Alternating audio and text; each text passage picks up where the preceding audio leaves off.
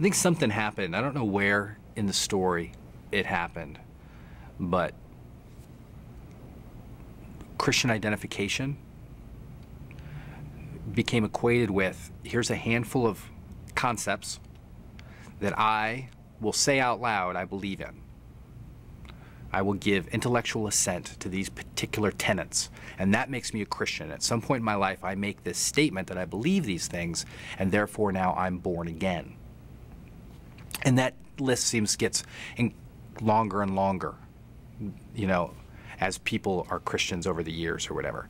And if my Christianity is defined by a handful of tenets, a handful of beliefs, slowly my identity begins to become wrapped around those handful of beliefs. And these beliefs become my religion. As opposed to, and it's a popular evangelical phrase, I don't have a religion, I have a relationship. But when our identity gets wrapped around a group of ideas, then it becomes religion, not relationship.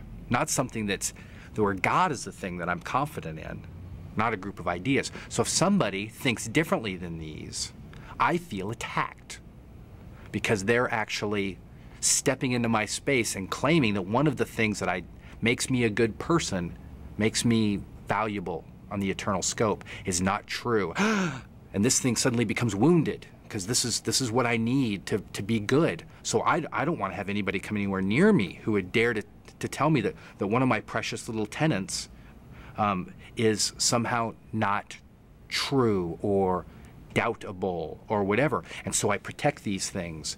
And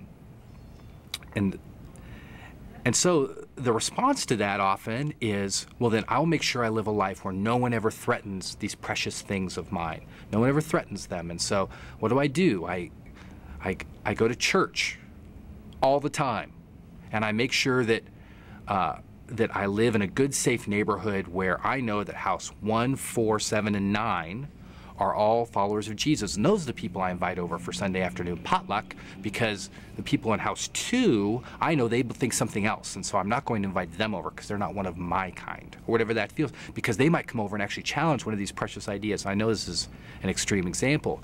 And so what do? I create Christian business associations and Christian softball leagues, because heaven forbid that I would actually play softball with someone who doesn't believe the same way I do.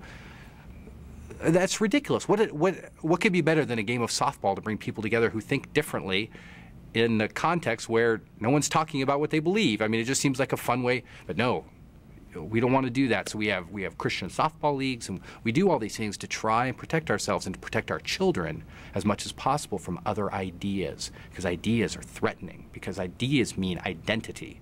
And I would go, no, my father and I might think a lot of different things. Politically, socially, maybe not. We might think a lot, but just because he and I happen to believe different things, let's say we do. Let's say we have very extreme different opinions, which we don't. Is my relationship with my dad harmed by that? Is he no longer my father? What a ridiculous concept. Because I'm not married to my ideas in relationship to my dad. He's just my dad.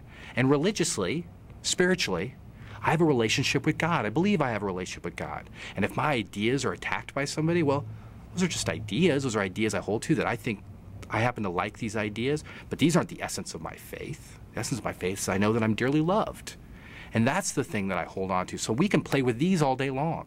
I can hang out on Reed campus, and we can throw these around. I can throw them in the middle. We can play with them like Play-Doh, you know, and build it up and go, what do we want to do with this? Let's poke holes in it, just for the heck of poking holes into the conversation. I probably believe those things more than I did when the conversation began, because we've actually had a chance to play with them, to see what the implications of the beliefs are.